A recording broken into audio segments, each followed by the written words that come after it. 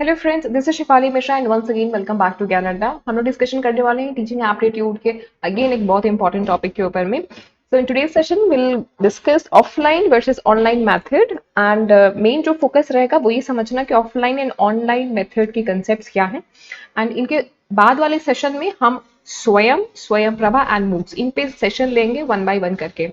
ठीक, तो सेशन 9 पे आ चुके हैं हम लोग। इसके पहले already I have uploaded 8 session. If you guys have missed those sessions I recommend you कि उन सेशन को जरूर देख लेना प्लेलिस्ट सेक्शन में। यूजीसी नेट जेआरएफ 2021 वाले सेशन में चले जाना या टीचिंग एप्टीट्यूड में चले जाना। वहां से आपको टीचिंग एप्टीट्यूड में बेसिकली बहुत प्रिसाइजली और कॉन्क्रीट वे में आपको सारे सेशन वाइज मिल जाएंगे।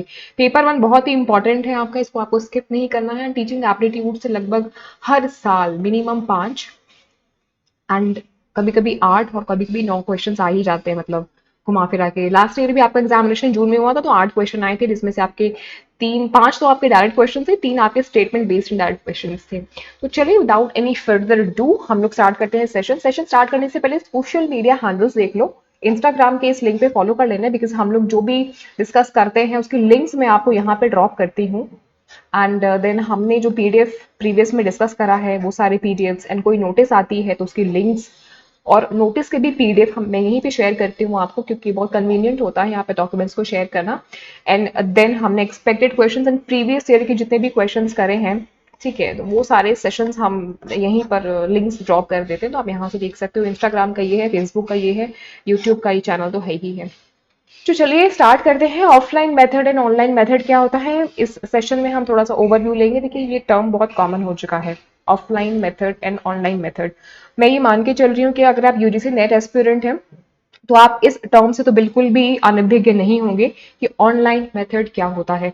ये एक ट्रेडिशनल टीचिंग मेथड है, बट चूंकि आपका टॉपिक है तो उसका एक ओवरव्यू लेना पड़ेगा हमें कि क्या कुछ एग्जामिनेशन में पैटर्न आ सकता है या कुछ वर्ड्स जैसे स्पेसिफिक वर्ड्स होते हैं जिनसे क्वेश्चन को देखते ही आपको उसका आंसर क्लिक हो जाए। तो इस वजह से इस टॉपिक को पढ़ना उतना ही महत्वपूर्ण है, क्योंकि इससे क्वेश्चंस भी आते हैं आपके एग्जाम में। तो पहले क्या था, पहले के टाइम में जो आपका टीचिंग मेथड हुआ करता था वो ऑफलाइन होता था। इसमें जो टीचर होता था वो एक सेंडर होता था या सोर्स बोल सकते हो आप उसको। तो टीचर को बोला गया क्या इज द सेंडर, क्या सेंड करता था, एजुकेशनल मटेरियल को सेंड करता था। एजुकेशनल मटेरियल माने कि इंफॉर्मेशन को सेंड करता था या मैसेज को सेंड करता था या नॉलेज को सेंड करता था। ठीक, तो इसमें सेंडर को बोला गया सोर्स। सेंडर माने कौन, टीचर। एंड देन वो सेंड क्या करता था, एजुकेशनल मटेरियल यानी कि इंफॉर्मेशन एंड मैसेज किसको, स्टूडेंट को। तो स्टूडेंट होते थे रिसीवर। सो बेसिकली आपने समझा कि यहाँ पे एक सेंडर हो गया एंड देन आपका सेंडर क्या सेंड कर रहा है, एजुकेशनल मटेरियल, ठीक है। एंड देन आपके रिसीवर हो गए। ठीक, सेंडर कौन है, सेंडर है टीचर। एजुकेशनल मटेरियल क्या हो सकता है, आपका कोई इंफॉर्मेशन हो सकता है, कोई मैसेज हो सकता है, नॉलेज हो सकती है, स्किल हो सकता है, etcetera. Who is receiver, receiver is learner और स्टूडेंट। ये एक बात समझ में आई। So in terms of delivery medium, delivery medium की बात करें तो किस मीडियम का इस्तेमाल किया जाता था, chalk and talk. Chalk and talk का मतलब क्या, चॉक कहाँ इस्तेमाल होता है, ब्लैक बोर्ड पे। टॉक का मतलब मौखिक वर्बल तरीके से, मतलब सेशन जब भी लिया जाता था पहले के टाइम में तो क्लासरूम सेशन होते थे, तो इस वजह से चॉक एंड टॉक उसको बोलते हैं मेथड। ओवर हेड प्रोजेक्टर का भी यूज करते थे। आपने जब कॉलेज में पढ़ाई करी होगी या अंडर ग्रेजुएशन या पोस्ट ग्रेजुएशन, तो वहां पे डिपेंडिंग कि कैसा इंस्टीट्यूट था आपका, वहां पे तो ओवरहेड प्रोजेक्टर भी यूज करते थे, जिसमें आपकी बनी हुई पीपीटी या आप बोल सकते हैं ट्रांसपेरेंसी, मतलब वो सब ओएचपी के थ्रू आपको डिस्प्ले करते थे वीडियो के फॉर्म में या जिस भी फॉर्म में आप कह लें कि कभी तो रिटर्न फॉर्म रहता था, कभी वीडियो का फॉर्म रहता था, विजुअलाइज फॉर्म में वो डिस्प्ले करते थे ओवरहेड प्रोजेक्टर्स के थ्रू। प्रोजेक्टर का काम बेसिकली इतना होता है कि आपके सिस्टम में जो चीजें हैं या फोन में जो भी चीजें हैं उनको बड़े से स्क्रीन पर, या तो बहुत सारे कॉलेजेस में तो दीवारों पे भी डिस्प्ले करते हैं, उनका पूरा एक सेटअप होता है। ठीक, तो ये तो हो गया ऑफलाइन मेथड में किस प्रकार से हम टीचिंग करते हैं। कुछ लिमिटेशन होती है ऑफलाइन मेथड की, कि जब आप chalk and talk method use करते हो तो ये one way flow of information हो जाता है, मतलब एक तरफ से इंफॉर्मेशन फ्लो करती है, टीचर बोलता है, स्टूडेंट्स सुनते हैं। कॉन्टिन्यूअस टॉक इसमें हो जाता है कहीं ना कहीं घंटे भर का या घंटे भर से ज्यादा का। तो बिना ये जाने कि स्टूडेंट्स का रिस्पॉन्स क्या है और बिना उनका फीडबैक समझे एक टीचर बोलता रहता है बोलता रहता है। तो हमें पता नहीं चल पाता कई बार कि स्टूडेंट्स को बात समझ में आ रही है नहीं समझ में आ रही है। ठीक, तो जो मटेरियल इसमें प्रेजेंट किए जाते हैं वो ज्यादातर आपके लेक्चर बेस्ड होते हैं या नोट्स बेस्ड होते हैं या टेक्स्ट बुक के लेक्चर्स होते हैं या जो मटेरियल दिए जाते हैं उनकी बात है। टीचिंग एंड लर्निंग काफी ज्यादा प्लग एंड प्ले वाला कंसेप्ट हो जाता है, मतलब कि प्रैक्टिकल एस्पेक्ट नहीं हो पाता। ज्यादातर हम एक थ्योरेटिकल एस्पेक्ट पे ही डील कर पाते हैं। जो लिखा हुआ है सिर्फ वही बता दिया, जो आपके टेक्स्ट बुक में है, जो नोटबुक्स में है, वही बच्चे ने समझा। Handwriting of the lecturers decide the fate of subject. देखो मतलब कि सब्जेक्ट का भाग्य, कहीं ना कहीं आप बोल सकते हो, जो इस लाइन का मतलब निकल के आ रहा है कि जो सब्जेक्ट का विषय का भाग्य होता है वो लेक्चरर के हैंड राइटिंग पे काफी डिपेंड करता था। मतलब लेक्चरर की हैंड राइटिंग अगर बहुत अच्छी है तो हम ऐसा मान के चलते थे, हमारे स्कूल टाइम ऐसा होता था, मतलब मेरे साथ तो ऐसा हुआ था, होपफुली आपके साथ भी ऐसा हुआ होगा और होता होगा, कि व्हाइट बोर्ड पे जितनी अच्छी टीचर की हैंड राइटिंग होती थी, हमको ऐसा लगता था कि ये टीचर वाकई में बहुत उतना ज्यादा स्किलफुल है, नॉलेजफुल है। तो सब्जेक्ट का एक तरीके से बोला जाए कि किस प्रकार से उनको डील करना है, बताना है, विषय वस्तु सारी चीजें बाकी चीजें, तो टीचर के हैंड राइटिंग पे काफी डिपेंडेंट करता था। क्योंकि अगर टीचर व्हाइट बोर्ड पे कुछ लिख रहा है तो उसकी हैंड राइटिंग साफ सुथरी होनी चाहिए। आज भी जहां तक मुझे पता है व्हाइट बोर्ड पे टीचर मार्कर से यूज करते हैं, लिखते हैं, तो हैंड राइटिंग उनकी काफी इसमें इंपॉर्टेंट रोल प्ले करती है। देर इज इनसफिशियंट इंटरेक्शन, बिल्कुल इनसफिशियंट इंटरेक्शन हो पाता है क्लासरूम में स्टूडेंट्स के साथ में, क्योंकि क्या है ये one way flow of information इसमें होता है, चॉक एंड टॉक होता है। सो चॉक एंड टॉक काफी इंपॉर्टेंट है। चॉक एंड टॉक रिलेटेड है किससे? ऑफलाइन से। ये क्वेश्चन यहाँ से आपका बन सकता है कि chalk and talk is related और derived from which type of method, online offline या क्या मेथड हो सकता है। तो ये क्वेश्चन आपका यहाँ से इंपॉर्टेंट है। ज्यादा जो एम्फेसिस होता है वो किस पे होता है? थ्योरी पे होता है, प्रैक्टिकल पे नहीं होता। रियल लाइफ सिचुएशन पे इनका ज्यादा फोकस नहीं होता, ज्यादा ये जोर देते हैं जो चीजें लिखी हुई हैं या थ्योरेटिकल चीजें हैं उन पे। लर्निंग इसमें होती है मेमोराइजेशन के थ्रू बट नॉट अंडरस्टैंडिंग। इसमें एक रट्टू तोते की तरह बच्चों को कुछ चीजें याद करा दी जाती है या रिविजन दे दिया जाता है या होमवर्क टाइप का दे दिया जाता है। कंसेप्ट को स्टूडेंट्स समझ नहीं पाते हैं कई बार, क्योंकि इसमें मेमोराइजेशन होता है, मतलब याद करने वाली चीज इसमें आ जाती है। तो बच्चों को, क्योंकि आप रियल लाइफ सिचुएशन से इंटरैक्ट नहीं करा रहे हो, प्रैक्टिकल चीजें नहीं करा पा रहे हो, तो अंडरस्टैंडिंग इसमें बच्चों की डीप नहीं हो पाती है। सिर्फ वो याद कर पाते हैं बस, मतलब कि हाँ ये फॉर्मूला है, उसको याद कर लिया। मार्क्स ओरिएंटेड, मार्क्स ओरिएंटेड होता है rather than result oriented. That means कि अगर आपका क्लास टेस्ट हुआ तो अगर आपके 8 मार्क्स आए आउट ऑफ 10 तो आप एक अच्छे स्टूडेंट हो, 5 मार्क्स आए तो आप एवरेज हो, बिलो 5 आए तो आप पुअर में आ जाते हो। तो आपका जो एक फीडबैक है, जो रिजल्ट है, वो आपके मार्क्स पे डिपेंडेंट हो जाता है, रिजल्ट ओरिएंटेड नहीं होता है। मतलब इस पे आपने कितना सीखा, कितना जाना, वो आपको कुछ नहीं आता हो बट आपके मार्क्स बहुत अच्छे आए, है ना, आपको प्रैक्टिकल नॉलेज, डीप नॉलेज कुछ ना हो, एक्सप्लेन ना कर पाओ, बट आपने लिख दिया ठीक ठीक तरीके से, आपको अच्छे मार्क्स मिल गए, तो आपको ये मान लिया जाता है कि आप एक अच्छे स्टूडेंट हो। ऑनलाइन मेथड में क्या है? अब देखो ऑनलाइन मेथड, मुझे नहीं लगता कि इस टॉपिक को, है ना, आप, बहुत नया टॉपिक नहीं है आपके लिए, ये बहुत इजी है। अभी जो हम लोग कर रहे हैं ऑनलाइन मेथड ही एक तरीके से एडवांस्ड ऑनलाइन मेथड आप बोल सकते हो। तो ऑनलाइन मेथड में सबसे पहले तो ई लर्निंग आ जाता है। ई लर्निंग का मतलब क्या? इलेक्ट्रॉनिक फॉर्म में आप जो भी लर्निंग कर रहे हो। अभी लर्निंग कैसे कर रहे हो? अपने फोन में देख रहे होगे इस सेशन को, या सिस्टम पे, लैपटॉप पे, कंप्यूटर पे, जहां पे भी देख रहे होगे, तो ये इलेक्ट्रॉनिक मीडिया का आप इस्तेमाल कर रहे हो, इंटरनेट यूज किया होगा, सिम कार्ड लगाए होंगे या जो कुछ भी किया होगा, वाईफाई से देख रहे होगे, कैसे भी देख रहे होगे, स्क्रीन देख रहे हो, तो इलेक्ट्रॉनिक वे में कहीं ना कहीं इंटरेक्शन ये हमारा हो रहा है, लर्निंग हो रही है। इस वजह से उसको बोला गया ई लर्निंग। ठीक है। It is use of electronic media, electronic media का इस्तेमाल होता है, एजुकेशनल टेक्नोलॉजीज का इस्तेमाल होता है, आईटीसी इन एजुकेशन, इंफॉर्मेशन, जो भी आईटी मतलब हम डेवलप कर, इंफॉर्मेशन टेक्नोलॉजी जो भी चीजें हो रही हैं, आईसीटी का जो भी यूज हो रहा है एजुकेशन में, तो जब इन सारी चीजों का यूज होना शुरू हो जाता है तो उसको बोलते हैं लर्निंग। मतलब आपकी शिक्षा में, आपकी लर्निंग में जब आईटी का इस्तेमाल होना शुरू हो जाता है तो उसको बोलते हैं क्या? ऑनलाइन लर्निंग या ई लर्निंग। इसमें क्या कुछ चीजें इंक्लूड होती हैं? It includes numerous type of media. इसमें बहुत सारी प्रकार की मीडिया होती है, जैसे कि कई बार हम टेक्स्ट के माध्यम से, जैसे जो सामने आप चीजें देख रहे हो वो टेक्स्ट के माध्यम से देख रहे हो।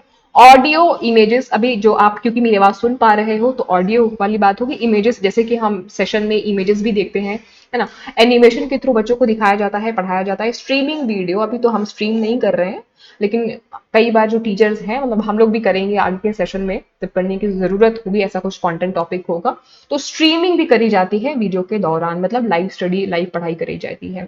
इसमें टेक्नोलॉजी का इम्प्लीकेशन होता है, टेक्नोलॉजी एप्लीकेशंस यूज होते हैं, जैसे कि इसमें ऑडियो का इस्तेमाल होता है, video tape, satellite, TV, CD ROM, ये सारी चीजें का यूज होता है। कंप्यूटर बेस्ड लर्निंग होती है, सारे information and communication system ICT का यूज करके इम्पार्ट करे जाते हैं। ई लर्निंग जो होती है can occur in out of classroom, जरूरी नहीं है कि ई लर्निंग करने के लिए आपको क्लास में बैठना पड़े, आप घर से भी जैसे अभी पढ़ाई कर रहे हो कर सकते हो। डिस्टेंस लर्निंग एक प्रकार से आप कह सकते हो उसको, एग्जैक्टली डिस्टेंस लर्निंग नहीं होती है क्योंकि इसमें आपको डिग्री हम नहीं प्रोवाइड कर रहे हैं, बट हाँ डिस्टेंस स्टडी या डिस्टेंस ई लर्निंग कह सकते हो। काफी फ्लेक्सिबल होती है, अपने टाइम के हिसाब से, अपनी इच्छा के हिसाब से आप देख सकते हो। It can also be use in conjunction with face to face teaching, मतलब फेस टू फेस टीचिंग जब हम लाइव सेशन करेंगे तो बिल्कुल फेस टू फेस भी हो सकता है, जूम पे भी क्लासेस चलती हैं तो बिल्कुल उस टाइम फेस टू फेस होता है क्योंकि हम आपको देख पाते हैं, आप हमें देख पाते हैं। तो अभी टीचिंग का जो मेथड है बिल्कुल चेंज हो चुका है, इसलिए इसको बोलते हैं ब्लेंडेड लर्निंग। ब्लेंडेड लर्निंग का मतलब क्या, जब फेस टू फेस टीचिंग होती है और बिल्कुल आप हमसे इंटरेक्ट कर पाते हो, उसको बोलते हैं ब्लेंडेड लर्निंग। इसमें टीचर एंड जो स्टूडेंट्स होते हैं वो ब्लेंडेड होते हैं, आपस में मिक्सड अप होते हैं क्योंकि face to face conversation communication हो रहा होता है। तो some of them are virtual education, कुछ वर्चुअल एजुकेशन होते हैं जो अभी हम कर रहे हैं वर्चुअल प्लेटफॉर्म का यूज करके। इंटरेस्ट बेस्ड एजुकेशन होते हैं क्योंकि भाई हमारा इंटरेस्ट है तो ही हम ऑब्वियसली पढ़ाएंगे और आप पढ़ोगे। वेब बेस्ड एजुकेशन बोलते हैं क्योंकि वेबसाइट के माध्यम से हो रहा है, इंटरनेट का इस्तेमाल करके हो रहा है। या एडुकेशन मीडिएटेड कम्युनिकेशन, मतलब कि कंप्यूटर के माध्यम से या लैपटॉप के माध्यम से आप बोल लें, इस प्रकार की इलेक्ट्रॉनिक लर्निंग हो रही है उसकी बात बोली जा रही है। कुछ इसमें विशेषताएं बताई गई ही हैं ऑनलाइन टीचिंग की या ऑनलाइन टीचिंग लर्निंग मेथड्स की। क्या कुछ है कि सेपरेशन ऑफ, देखो हमने ऑफलाइन पढ़ लिया, अब ऑनलाइन पढ़ रहे हैं। ऑनलाइन में ही आपके तीन पार्ट है, एक तो स्वयं, स्वयं प्रभा और मूक। ठीक, तो ये जो है हम एक एक करके सेशन में पढ़ेंगे, छोटा छोटा सेशन रहेगा, बहुत जल्दी कवर हो जाएगा। तो इसकी विशेषता क्या है, कैरेक्टरिस्टिक्स क्या है ऑनलाइन टीचिंग की लर्निंग मेथड में, कि separation of teacher and learners which distinguishes it from face to face education, मतलब टीचर्स एंड लर्नर कहीं ना कहीं फेस टू फेस, एक तरीके से बोला जाए तो कई कई बार स्टडी हो जाती है, कई कई बार नहीं भी हो पाती है, तो एक तरीके का सेपरेशन आप बोल सकते हो कि हम टीचर हैं और आप स्टूडेंट्स हो, तो इसमें फेस टू फेस लर्निंग कई कई बार हो पाती है, कई कई बार नहीं हो पाती है। सो जो इन्फ्लुएंस है, इन्फ्लुएंस ऑफ एजुकेशनल ऑर्गेनाइजेशन, इसमें ऑर्गेनाइजेशनल एजुकेशन का भी इन्फ्लुएंस होता है क्योंकि सेल्फ स्टडी और प्राइवेट, कहीं ना कहीं ट्यूटोरिंग भी इसमें हो जाती है। आप सेल्फ स्टडी करते हो और आप प्राइवेट भी तरीके से, मतलब क्या होता है कई बार कि आप अभी जो कर रहे हो ये प्राइवेट टीचिंग भी होती है और बहुत सारे क्रैश कोर्स चलाए जाते हैं। आप देखोगे तो कुछ बड़े जो प्लेटफॉर्म है, एजुकेशनल प्लेटफॉर्म तो तैयारी कराते हैं, वो कई तरीके की क्रैश कोर्सिंग भी कराते हैं और प्राइवेट ट्यूटोरिंग भी करते हैं, मतलब प्रोवाइड कराते हैं टीचर को जो आपके मतलब प्राइवेट लेवल पर रूम कर सके, आपके क्वेश्चंस को सॉल्व कर सके, डाउट्स को सॉल्व कर सके। इसमें यूज ऑफ कंप्यूटर नेटवर्क होता है जिसके माध्यम से आपको सारे एजुकेशनल कंटेंट डिलीवर करे जाते हैं। एक तरीके का टू वे कम्युनिकेशन होता है कंप्यूटर नेटवर्क के माध्यम से, जिसमें स्टूडेंट्स को बेनिफिट दिया जाता है या बेनिफिट मिलता है कम्युनिकेशन करके। वो टीचर और स्टाफ से, मतलब हम लोगों से कहीं ना कहीं कम्युनिकेशन कर पाते हैं। अब तो देखिए क्या है कि ट्रेंड काफी चेंज हो चुका है, तकनीक बदल चुकी है, दौर वक्त बदल चुका है। तो अब तो कॉलेज भी, मतलब हम लोग तो चलिए किसी कॉलेज से बिलोंग नहीं करते हैं, किसी कॉलेज के बिहाफ पे टीचिंग नहीं कर रहे हैं, ये हमारा खुद का इंटरेस्ट है इसलिए पढ़ा रहे हैं आपको। लेकिन अब तो बड़े बड़े कॉलेजेस भी ऑनलाइन टीचिंग को ही प्रेफर कर रहे हैं, मतलब टीचर अपने घर पे है, नहीं आ पा रहा है तो लाइव सेशन चला दिए, तो बच्चे क्लासरूम में बैठ करके सेशंस आपके ले रहे हैं। कुछ एडवांटेजेस हैं ऑनलाइन मेथड्स की, जैसे कि आप इसको कहीं से भी एक्सेस कर सकते हो, इसको आप एक्सटेंड कर सकते हो, अपनी सुटेबिलिटी के अकॉर्डिंग लिख सकते हो।